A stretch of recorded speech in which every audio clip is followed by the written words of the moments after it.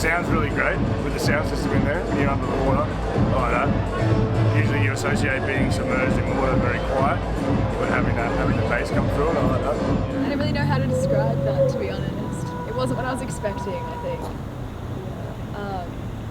It was sort of terrifying, and I'm not entirely sure what I was feeling. I was just kind of giggling and like jumping around in the water a little bit and like ducking my head and then coming back up again to see if the water was still coming down. Faced with this unknown, dark, ominous pit of water, and it was just, and then my mind started going crazy and constructing this little this like test for me to overcome, like confronting the unknown and using it as this entire metaphor as like you can go into anything, and then coming under the other side, and then I said laughing hysterically, and I think I'm just quite an emotional person, and then I just started crying. I'm not even joking. I literally had some tears coming down and then laughing hysterically again, and it was just a major, I'm not sure whether it was like an extinction or felt almost like a rebirth situation of like passing through an otherworldly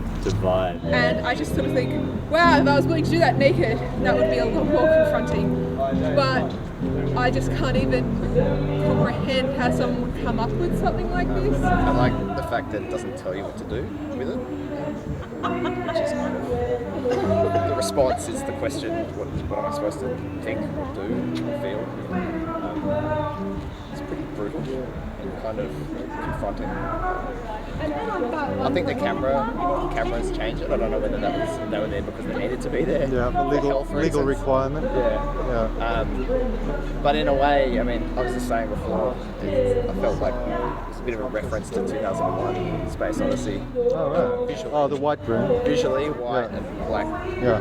Monolith kind of references, points, and then in a way the camera was another layer of that on top, unintentional.